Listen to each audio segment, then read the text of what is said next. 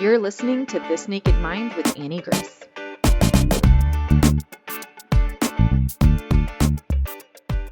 Annie, how are you? I'm great. Thank you so much for having me. Thank you for agreeing to do it. You didn't know what you were getting into, did you? Oh, that's great, though. I love it. When I was looking at your bio earlier, and of course you wrote The Naked Mind, and you wrote another book, The Alcohol Experiment. It said you grew up outside of Aspen, Colorado, in a one-room log cabin without running water or electricity. And I pretty much stopped there and started scratching my head, going, "Is she the daughter of Abraham Lincoln? What were you doing in a one-room cabin with no water or electricity?" So my dad was born and raised in the Bronx, and he came to Colorado to go to school, and he was very much a hippie with capital H, and he was asked to kind of care sit this cabin. And he went there, and the people who he was asked to caretake it didn't come back, and he's still there 50 years later. So I spent my entire childhood having to snowmobile. There was no accessible roads in the winter, outhouse, Wow. There's no indoor plumbing. Wow. And when Yeah. you first visited friends or neighbors or went to school or something, and there was an in-house toilet and running water and electricity, what did you think? Well, first of all, I thought neighbors, my mom would like threaten us with neighbors because we didn't know what they were. And I thought they were scary. So it was like, I asked her if neighbors bite. Wow. Wow. Well, you've had that's an unusual upbringing to begin with. But thank you for sharing what that was all about. Well, you quickly went beyond all of that, because when I was looking at your bio, you discovered a passion for marketing. You went on and earned a master's of science in marketing. You dove into the corporate life. You were the youngest vice president in a multinational company at the age of 26. And also, that's when your drinking career began. And that's what we're going to be talking about here, because you've come up with I'll call it a solution, alternative, an adjustment to the way most people look at alcohol and alcoholism. I'm going to finish this. At 35, in a global C-level marketing role, you were responsible for marketing in 28 countries, but you also boosted your drinking to 2 bottles of wine a night, 2 bottles of wine a night. Now you realized that you needed to make a change, and you didn't want to go through that life of deprivation and stigma, and you embarked on your own journey to discover a painlessly way to gain control of alcohol. And according to the bio, it says you no longer want to drink. Is that still true? You no longer want to drink?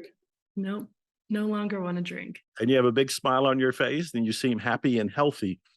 As a result of all this work on yourself, transformation, you ended up writing this book, which apparently has done incredibly well. You sold over 1 million copies. You didn't plan to write the book. It was a proposal or a synopsis at one point, which you put online. So I'm piecing all of this together, and I know that you've done a bunch of interviews. So part of my struggle was, where do I start? And I thought I'd start with humor and go with the one cabin thing and Abraham Lincoln. But the truth of the matter is, my first wife had to go into AA. She came out one evening and said she had a problem, and she had been drinking. I didn't even know it. And somehow buying bottles, we were in poverty, and hiding them after she drank them, and admitting to me, which was one of the most memorable signs of strength that I had ever seen in my life, that she had a problem. And I'm broke, I'm not unknown, I'm unpublished, I'm struggling, I got dreams that are not going anywhere. And I'm like, what do I do? And I called a doctor, said, take her to the emergency room, put her in an AA program. And she stayed in AA until her death, which was like 18 years. So my experience has been, most people go the AA route. Why didn't you? So it was fascinating. I actually had a friend who I drank with all the time, and she went to AA, and she came from one of her first meetings. Again, we didn't know. It's fascinating how the people closest don't necessarily know. And she came to my house, and we usually opened a bottle of wine. She's a school teacher, so I would get done with work, she would get done with school. And I opened the bottle of wine, and she's like, "Oh, I'm not drinking anymore. I've gone to AA." And I was like, "Well, what does this mean about my drinking? I mean, I drink with you, I keep up." And she goes, "Annie, I learned I'm an alcoholic. I was born this way, and you are not an alcoholic." And so I took that as almost gospel truth. Like, okay, well, And she asked me a few questions like, okay, if everybody leaves drinks on the table, do you go finish them off before you go, do you ever leave a half a bottle in your wine in the kitchen before going to bed? And she's like, I would never do that. Now, at that point in my drinking, I wasn't doing those things. Further into my drinking, I was. And so it felt at the time that like that was kind of a closed avenue for me. And I just sort of said, okay, well, I guess I'll just keep drinking. Don't really, not going to worry about it. But it did start to create problems. Right. Well, this leads to so many doors that I can ask so many different questions and go in different directions here. Part of this is at some point you decided to make a change. I know that a lot of people use the phrase, well, I hit rock bottom.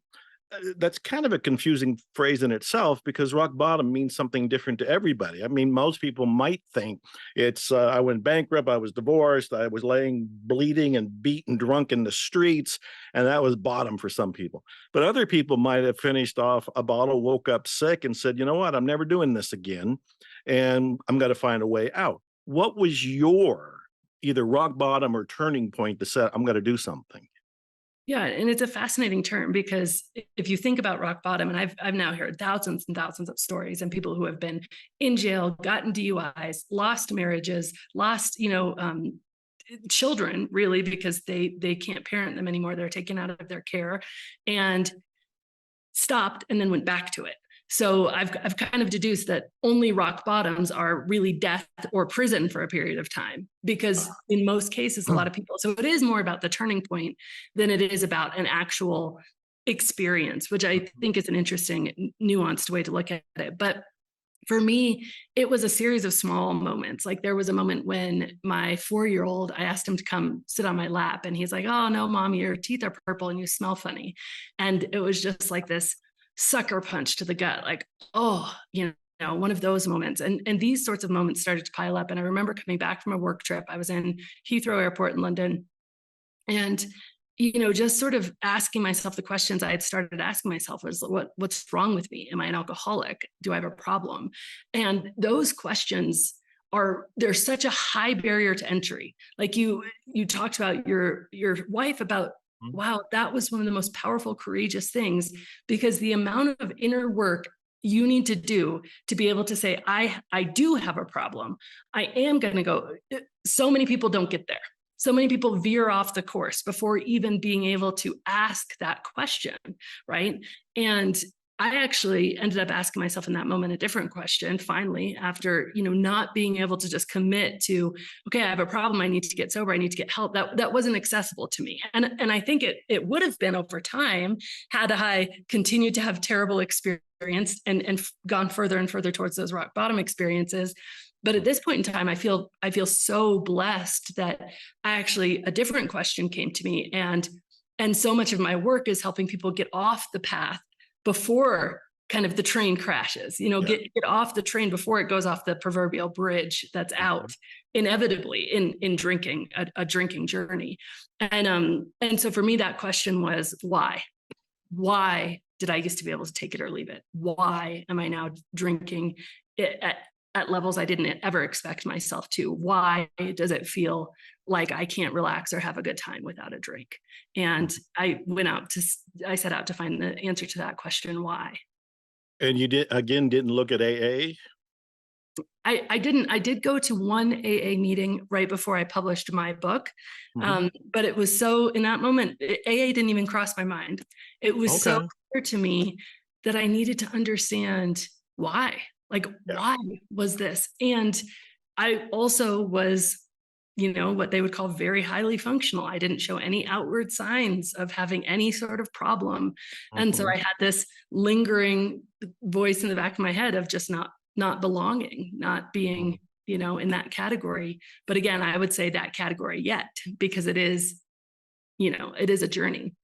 I also had some confusing times with AA because I had taken my wife, she wasn't driving at that point, and I took her to the AA meeting. So I was in a whole lot of the meetings. And the first observation is the room is cloudy with cigarette smoke, at least back then. This is in the late 70s, early 80s. And everybody's drinking coffee. And it seemed like they had exchanged an addiction, one addiction for another addiction. Either it was the cigarette smoke or the coffee smoke. And the other thing that I noticed as an observer looking at this is that they were more or less cursed. They looked like there was no alternative, no way out, no way to be happy, no way, maybe they can be healthy, but it really seemed like we are screwed. We are all screwed.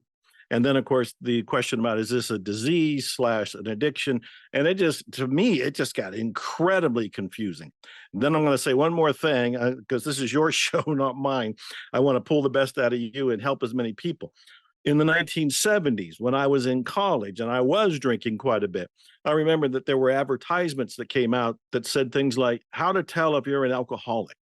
And I was answering all the questions. And I remember going to friends and it says, according to this, I'm an alcoholic. And they looked at me and said, nah, you're not an alcoholic. You're just drinking on Fridays or Saturdays or Friday, Saturday, and Sunday, or whatever it was. And I remember thinking later, had I decided in 1972 that I was an alcoholic, I would have carried that label to today. Yeah. But because I was confused and that whole thing was confusing to me, I just continued during that time drinking. I don't even know what I'm saying with all this. I'm trying to get. Well, I have so much to come in with because Yes, please. first of all, I know your work and I want to talk a little bit about how impactful your work has been to me when we kind of get there in the narrative. But I know that you're a big fan of frameworks and intellectual frameworks and ways of thinking. And so I'll share one with you that I think really it so articulates where AA does fall short. And this is, I don't know where this originated. I've put my own spin on it. So I'm not going to give the correct credit, but how I like to think about this is this paradigm of going from unconscious and incapable, right? You don't know that you have a problem. You are incapable to solve it because you don't even know it exists. This was me when I was drinking 2 bottles of wine a night. I didn't think alcohol was the problem. I literally thought that alcohol was the duct tape holding my whole life together. Like my impression was like, no, alcohol is the solution to all the parenting and all the career and everything. It's for sure not the problem. And so I was unconscious and incapable. And then boom, light switch. Oh, alcohol might be the problem. So now I'm suddenly conscious, but totally wildly incapable. So I'm conscious that alcohol is a problem, cannot do anything to solve it. I ask myself this question, why? I go through an entire year of research while I'm still drinking, by the way. I didn't try to stop. I didn't try to change my behavior. I just wanted to know why. And through that questioning, through that line of questioning, through that inquiry, I lost my desire to drink. And that's what This Naked Mind does for readers. It helps remove the desire at a very subconscious level. And I lost my desire to drink. And I told my husband, I'm not going to drink anymore. And I went from being unconscious and incapable to conscious and capable. And in AA, that's where the work stops. So you're conscious that alcohol is the problem. You are capable of not drinking. As long as you go to meetings. I have a friend, she's now 12 years sober, that same friend. She goes to meetings multiple times every single week. Alcohol is as big or bigger in her life, although she's not drinking, as it ever was when she was drinking. She has to stay firmly conscious of alcohol in order not to drink. And my work, that for me was not good enough. I would rather have kept drinking. And now I might have hit a rock bottom where I would have changed my mind. But at that point in time, I would have rather kept drinking. And my work is all about bringing someone back to, you've actually changed your emotion in addition through changing your beliefs. So you don't believe you love alcohol and it's the missing piece. And for me, I can't do it. You actually have a different set of beliefs to where, why would I even drink? That makes no sense based on what I've learned. And then you become capable, but unconscious. It's a habit. It's new. It's different. It doesn't take any effort. There's no pain. And so I think where we fall so short and where sobriety gets such a bad rap is we see sober people fighting to be sober, fighting to stay in sobriety, right? And it's like, and for me, I was like, that looks like it sucks. That's another one of the reasons I didn't choose AA. I was like, that just looks like a terrible way of life. I don't want to stay stopped there. Yeah, this is beautiful, and I love the explanation. I also love what you are not only hinting at, but you're starting to unfold. I do also believe in the power of the unconscious, and most of what we do in life is driven by the unconscious, and we're unconscious in doing it. You got this one section in your wonderful book where you talk about somebody that is wearing handcuffs that somehow they were playing with them maybe, and then they got them on them, and now they're kind of hooked to the handcuffs, and they go to the doctor who says, that's not good for you. You really need to get out of them. And they go to other people who say, you really need to get out of the handcuffs. But you're in the handcuffs, unconscious to how you even got there, let alone how to consciously, how do I unravel all of this? I also know that you're a big fan of Alan Carr. I am. I want to write a book about Alan Carr. I so love his method and all the line of books, which his method has been applied to just about anything you can think of that's considered an addiction. And you're also a fan, and so am I, of John Sarno. Those were great to see. So what your book is doing and what your method is doing is making the unconscious conscious. And my question for you is, that seems hard to do if somebody is still drinking. So this is so beautiful, because this is exactly where you came into my life that you don't even know about. No, I don't know. So I'm going to back up with my narrative so I can unfold how exactly it happened. Okay. But what happened was, so I asked this question, why? I went through this entire year of all of this research, and I had these like thick, I was just typing, journaling, and it was like mind explosion after mind explosion, these mind-blowing things like, wait a second, alcohol actually releases cortisol in the body when we have just one drink. That's the stress hormone. It's not relaxing me physically or chemically, it's making me more stressed. Or wait a second, alcohol actually numbs my dopamine response, which means I need more, not less of it over time. And the things that used to give me a good dopamine hit, like reading a book or going to a movie, don't work anymore. So no wonder nothing's fun without a drink. So I'm learning all this stuff, and I'm like, oh my gosh. And I'm like shaking my husband, like, how do we not know this stuff? How do we not know this is true? This is crazy. And so I had all of this research, and I had put it out online, and it was incredible. I just put this dirty PDF of all this research out online. 25,000 people downloaded it in 2 weeks. Wow. I started getting letters from all over the world. This helped me. Somebody pointed me to Alan Carr's book.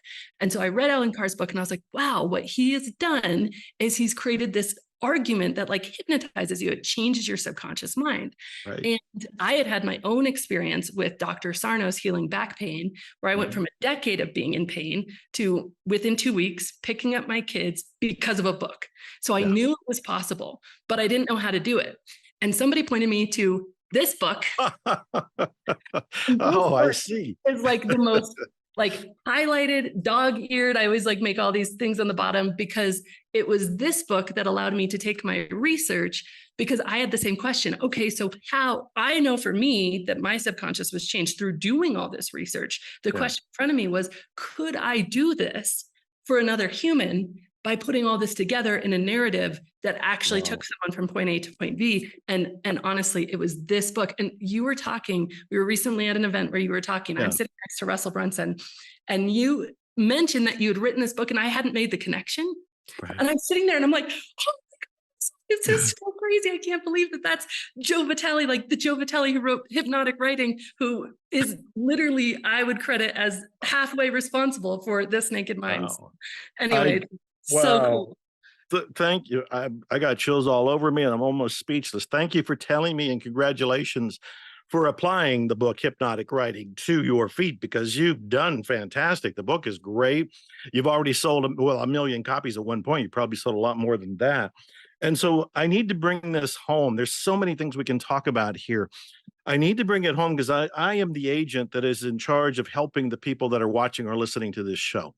So to begin with, if somebody is drinking right now and they're thinking, I kind of feel like this might not be good for me, and maybe they're playing touch and go with the dead end street and possible the turning point moment or the bottoming out, what can they do right now? What is the first liminal, the insight, the belief, to do? What can they do now to begin to awaken to what's happening?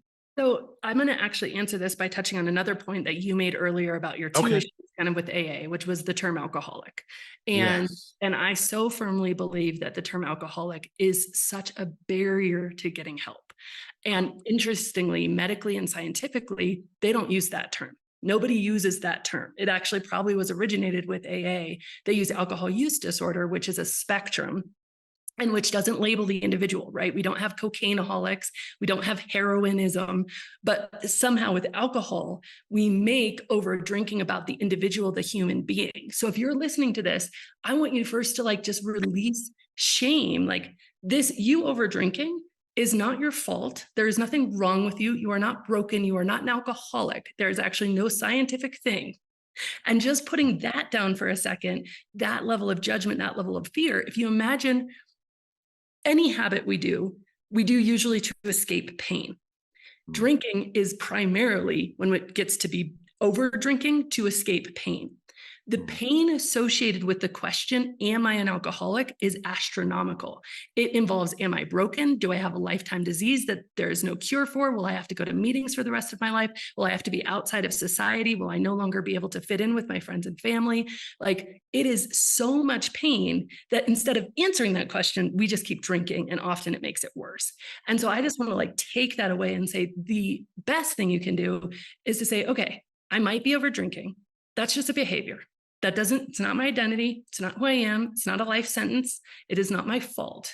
And I can prove to you neurologically why overdrinking is not your fault. There's stuff that happens chemically in the brain to every human being, by the way, not just a few, not just a subset of our population.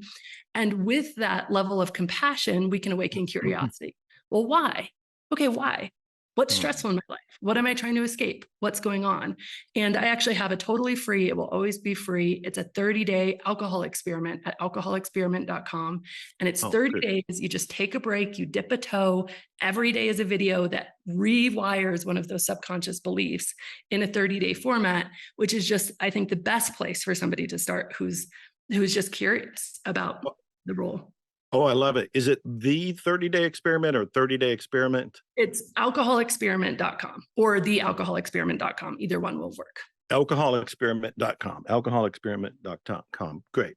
All right. The other question, and you mentioned this, was about disease. When I mentioned to a friend that I was going to interview you, they were talking about, I had relatives and, they were born with the disease of alcoholism. And I looked and I thought, I don't think I'm going to bring this up right here, but I'm going to bring it up to you and say, what is your response to the disease stigma that they put on people? So it's really fascinating because, the definition of a disease is the manifestation in the body of characteristics that are like unhealthy, right? So things start to happen in the body. And I think the best way to look at it is almost like type 1 or type 2 diabetes, where one of them, someone's born with, their body just doesn't produce the right amount of insulin. It happens from birth. The other one is created in response to overexposure to an environmental toxin. And alcohol is much more like a, quote, disease in that way. Whereas if we overexpose our bodies to a toxin, our bodies will then have a response that mirrors or mimics a, quote, disease. And so the failure in that conversation when we write alcohol off as a disease is it says exactly what I did when my friend said, hey, you're not an alcoholic. I was born this way. What did I do? I said, okay, I'll just keep drinking. Doesn't apply to me. It's a fraction, a percentage of the population of which I'm not a part of. And when we do that, then we just allow the problem to fester.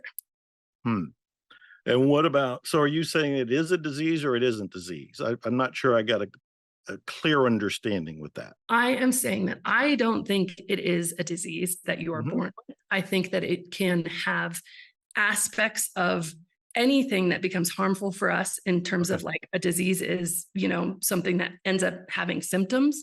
We can have symptoms, but they're not symptoms because you're born addicted to alcohol. Now there is fetal alcohol syndrome. That's totally separate from our conversation, but just to caveat, to keep the up and up factually. But as an adult human being, your first drink is not what takes you to 2 bottles. It is the progression of drinking multiple things, multiple toxins over time that creates the response. You have a lot of belief busting that goes on in your book, The Naked Mind, which I absolutely love because I love busting beliefs. This whole show is called Zero Limits Living. What we want to do is bust the beliefs that are keeping us from zero limits living, from being able to express our mission and our joy.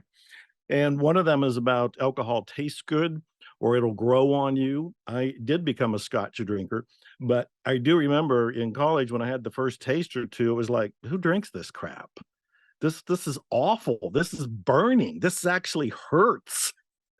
If you're having the very first drink for the very first time, it's like you got this innocent babe of a body that you just threw almost like lit kerosene down it. But you keep doing it and you kind of numb it. And then, of course, the drink itself is numbing your reactions to it. And you also create a habit out of it.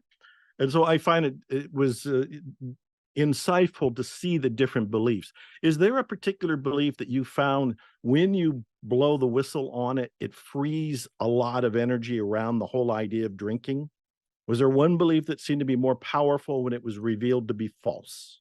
Yeah, I think so. And I think really it's the belief about alcohol makes things more fun, because it's really hard for us to admit that we're self-medicating, right? And so when you think again of, if we think about the taste one, that one's pretty fun to debunk, because you're like, we all can remember that. There's actually a whole YouTube series of videos of people having their first drink who have never drank, and the expressions on their faces are like, oh, even if you're an adult and you've never drank, you're like, what? And pure alcohol tastes terrible. Your body instinctually would reject it, but then we cognitively say, but everybody's doing it, must be good.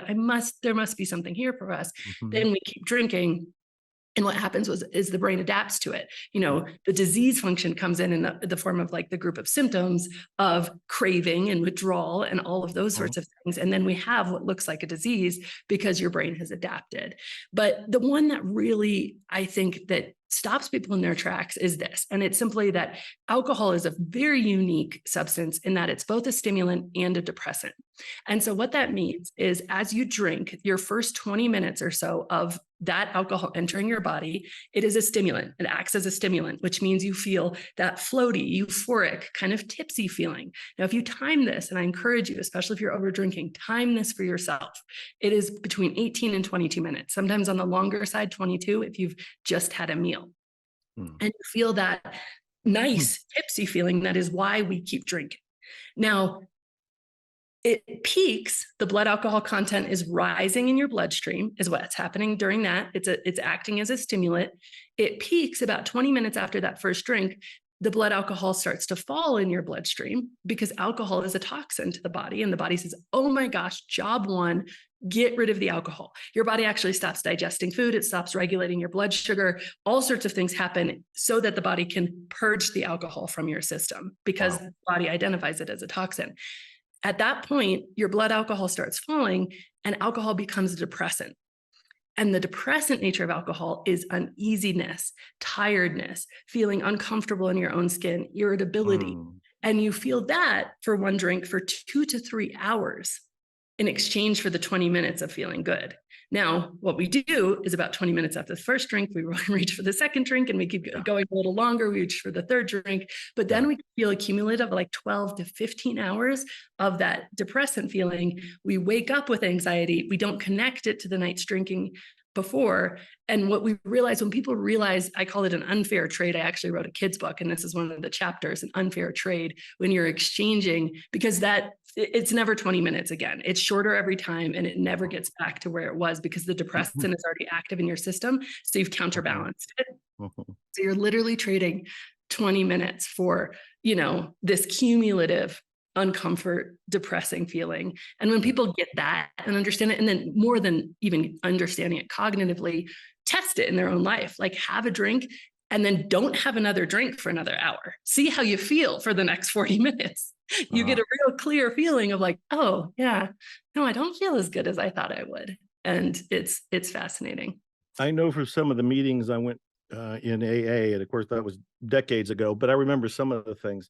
And one of them was they had a slogan that said, you take the first drink, the next drink was taken by that drink. Meaning that consciously you went, or unconsciously you were driven to it, but you made a choice to have the first drink. From then on out, it's the drink itself that has diluted your brain, made it easier for you to make the decision to just keep on drinking. And so that leads to the question, can we just get away with one drink? Can't we just have one? You can. I actually have a free ebook about this too. It's at the URL canimoderate.com. And it's the canimoderate.com. Okay. the 6 things you need to know according to science when you're thinking about moderating alcohol. And one of those things is the fact that one drink does affect your prefrontal cortex, which is your ability to make long-term decisions. So that AA saying is very much founded in neuroscience in the sense of that one drink will, in the moment, diminish your brain's ability to make a good decision about the subsequent drinks. So there is truth to that. We do have a very strong prefrontal cortex, though. And if we make ourselves a rule, so I think moderation is possible. People in AA don't like me saying that, but I've seen it too many times for it not to be true. I think we just have to be willing to put the conscious effort into it. You know, it's much easier to not drink at all than it is to stop after one. There's much more reward because of what I just explained to you. That one drink is going to give you 2 to 3 hours of unease. So once you understand all of this, a lot of people in my community, you know, make the decision not to drink. But, you know, my statistics, I did a study on my community saying, what are the results of you encountering my work? And 54% of people no longer drink. 36% of people drink less. So they are to some degree moderating. And so it is absolutely possible. It's just be aware, know exactly what's happening in your body and brain, and then put the choice into it, right? Like, I'm aware that, you know, ice cream's going to do X, Y, and Z, but I want an ice cream. So go ahead, right? But just, it's all for me about no rules, just total consciousness and awareness. And then you get decisions you love. That is beautiful right there. And so because our time is so condensed here, I have to hit some points that I think are really important, and it may not give the opportunity to explain everything, but I got to at least try. So we've been focused on if somebody's watching or listening and they think they may be drinking too much, what can they do? So you've been addressing that. But what if there's somebody watching or listening and their spouse, they suspect, is drinking too much? That seems like it's a minefield. There's an opportunity for dynamite to go off.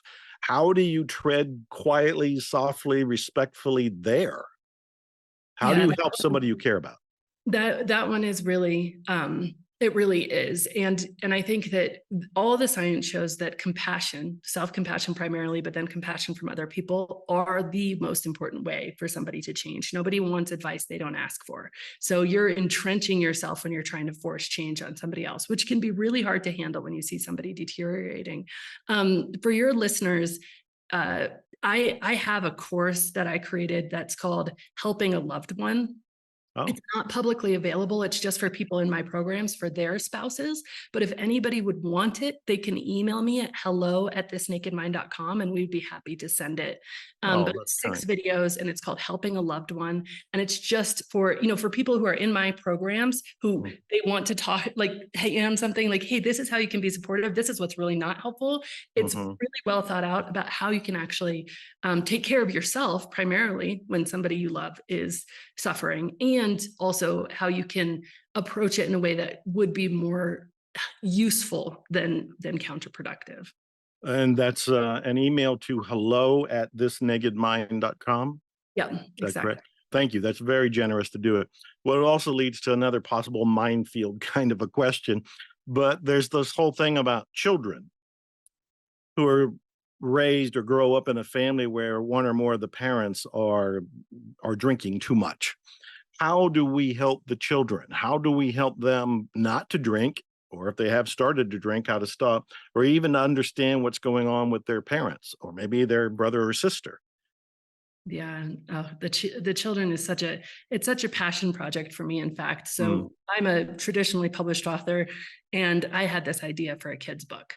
And I got rejected by my publisher and by my agents because they're just like, there's no market for this. So I just self-funded the whole thing and just put it out in the world. It's called Buzz to Buzzkill, and it's available only on Amazon because it's not in bookstores because it's self-published. But it is for kids, and it's for kids really between the ages of 10 and, you know, even to adults. It's helpful, but it just really explains the science. Kids are so thirsty for science. Like they want to know, they want to, they just love, I think they're ahead of us in a lot of ways in terms of their desire for knowledge and understanding.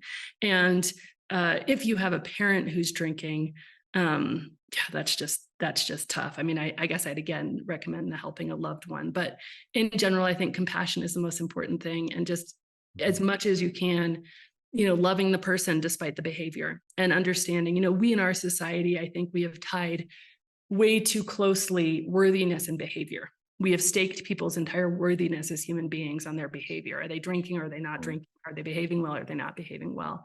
And if somehow in our hearts we can undo that and see the person and love them and see their worthiness aside from their behavior, because and even reading This Naked Mind, a lot of people who have parents who have overdrank, it helps you understand why. You might be really triggered when I say it's not your fault. You're like, no, you don't know my dad. It is his fault. He's a jerk, right? Yeah. But understanding the science behind why it is happening, I think, can be really powerful for someone who has been hurt by someone who's been a drinker.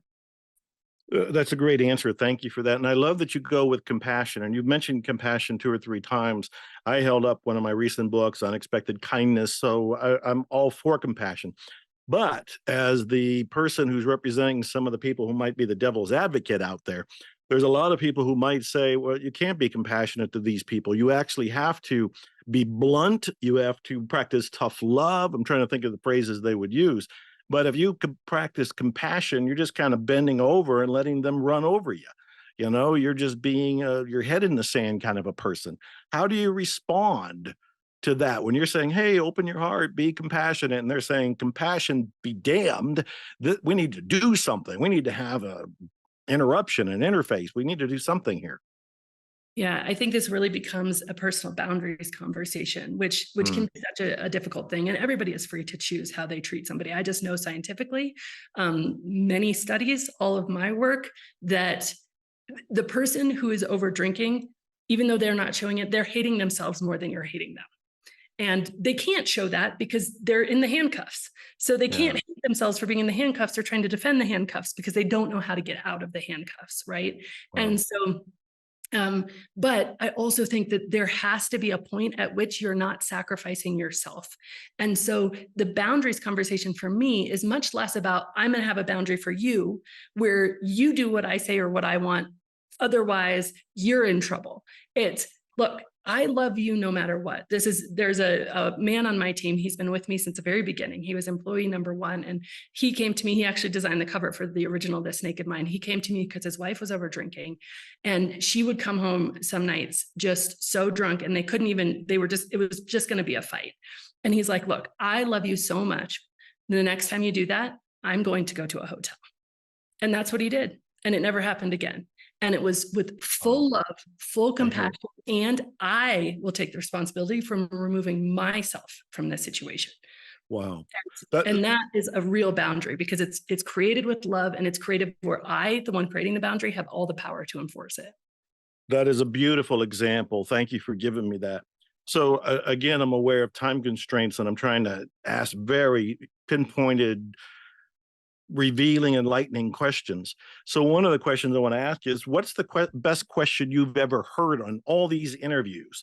All the interviews you've been doing since The Naked Mind came out, what opened you up, or you thought, oh, that was a great question?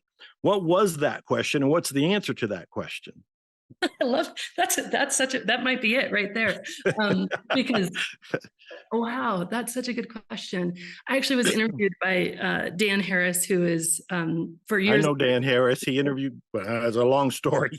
He is a very intense interviewer because he's an investigative reporter, and it was the most intense interview in my life. And I had said something in that interview where I was like, look, curiosity is like the most important thing, because if you're curious, you can't be judging yourself. And then I had said later in that interview, self-compassion is the most important thing. And he's like, Annie, you've just given me 2 most important things.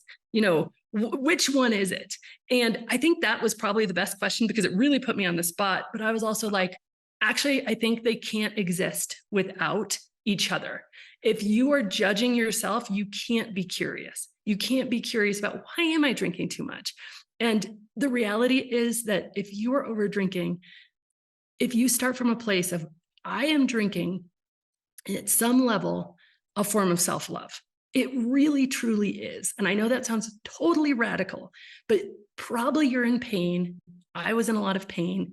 I was living a life that was totally outside of where I was operating at a level that I was drinking in order to handle how much I was traveling, the little kids, the corporate lifestyle, the stress.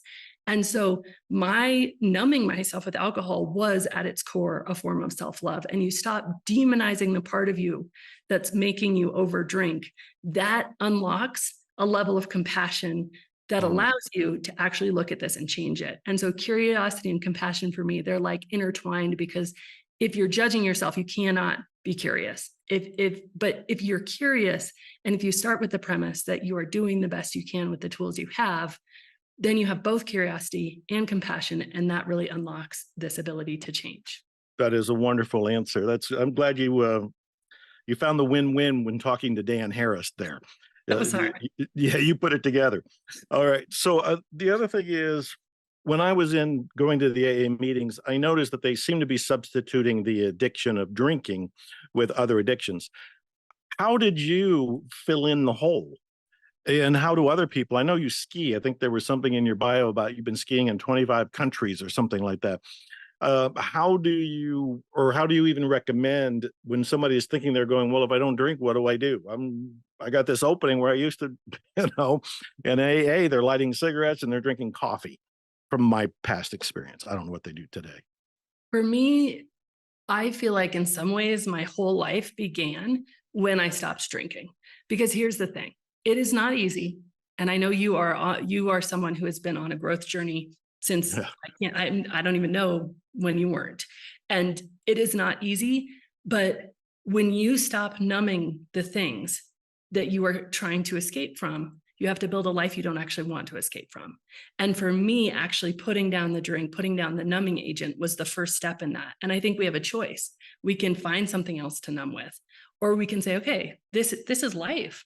Life is about learning how to live in a way that I actually feel joyful and happy and fulfilled regularly. And that's possible. And it's possible without any like substance that's harmful for it. Right. And so that journey, it's difficult, it's hard, it's challenging, but it is the most rewarding and, I dare say, addictive journey that I have ever been on. And so it really, truly is about solving all the reasons you were drinking in the first place, of which I do think AA does some with their 12 steps. But I also think that it's so easy for us, unless we see it clearly, to just swap one thing for another. Wow. Well, I know we want everybody to go get your book, This Naked Mind. Do you work with people? Do you do counseling or coaching or mentoring, one-on-one things with people? I don't do anything one-on-one anymore, but I have this Naked Mind Institute where I've certified almost 300 coaches, and we run a monthly cohort of a program called The Path, which is it's a year-long coaching program for someone who feels really stuck.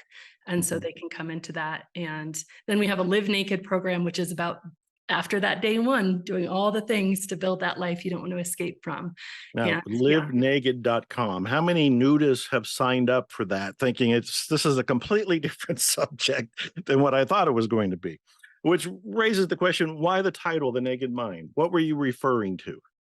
So for me, it was really like twofold. I was searching for a book title, and I was eating bare naked granola one morning, which is all about organic, no pollutants, no additives granola. And I was like, oh, that's cool. And then I started thinking about like how the word naked, like how you come into the world, right?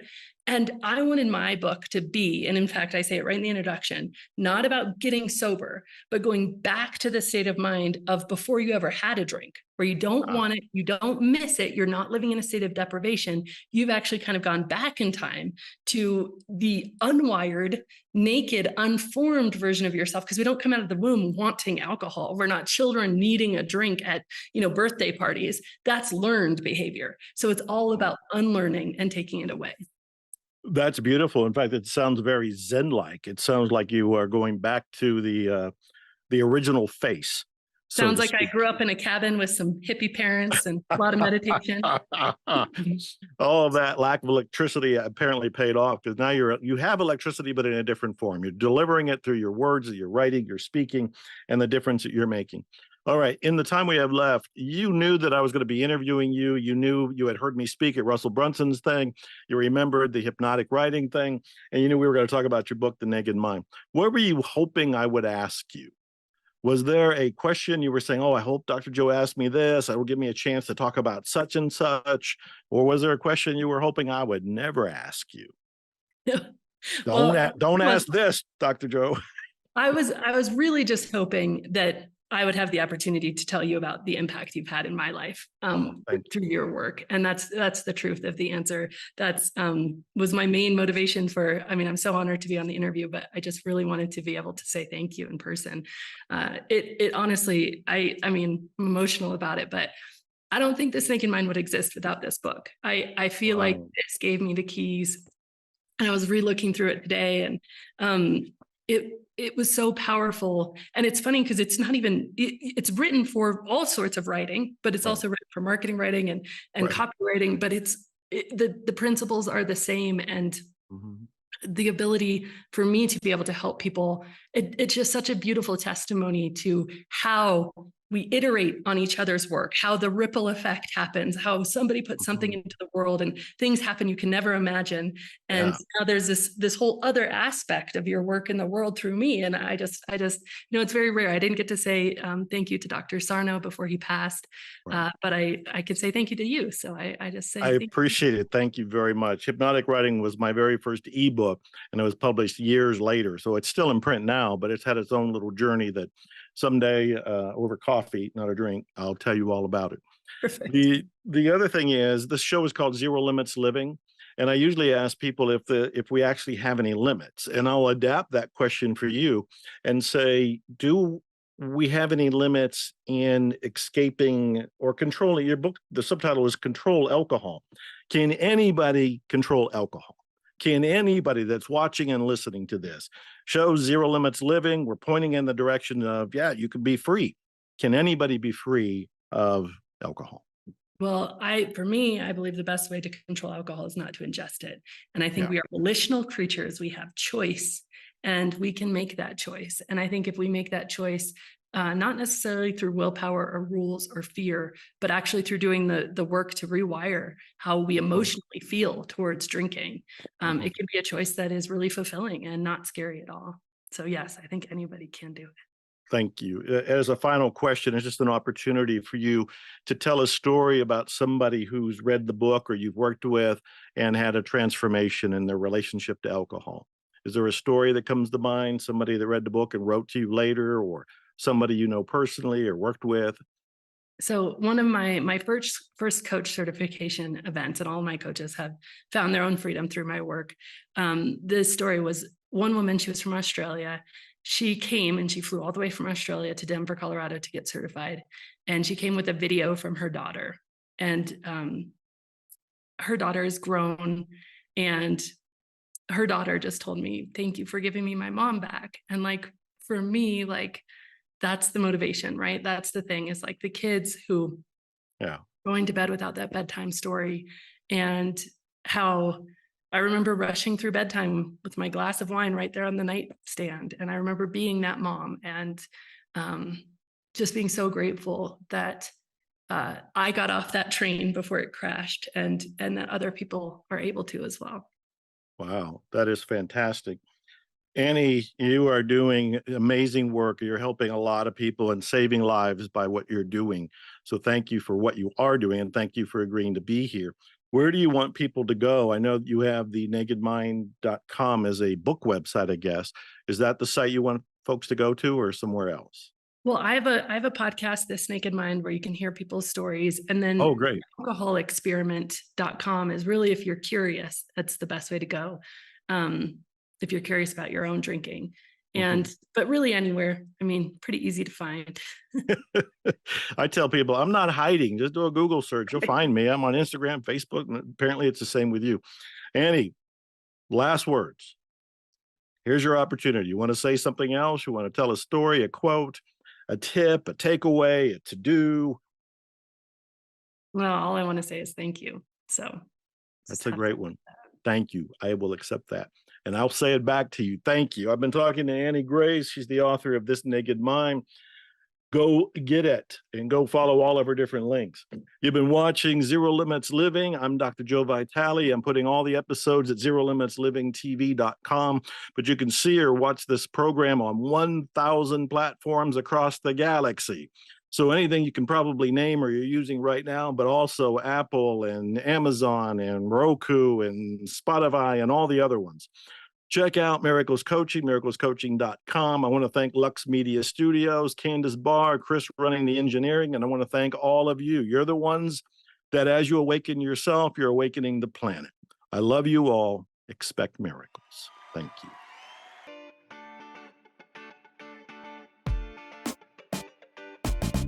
Thank you so much for listening to this episode. If you're ready to see how This Naked Mind can help you on your personal health and wellness journey and want to learn more, go to thisnakedmindpodcast.com to learn what your next best step is.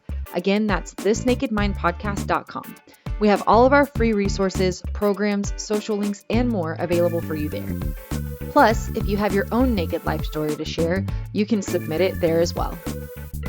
Until next week, stay curious.